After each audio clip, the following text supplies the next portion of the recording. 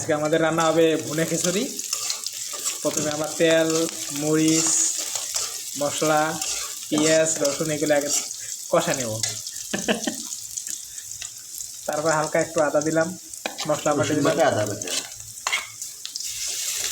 ভালোভাবে এগুলো নেড়ে চেড়ে কষা নিতে হবে। প্রথমে জিরা বাটা,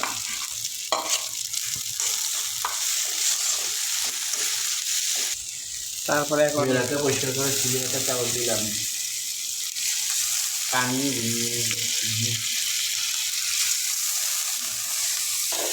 তারপরে এগুলো দিয়ে তারপরে এগুলো ভালোভাবে হাত দিয়ে লেড়ে ছেড়ে দিতে হবে,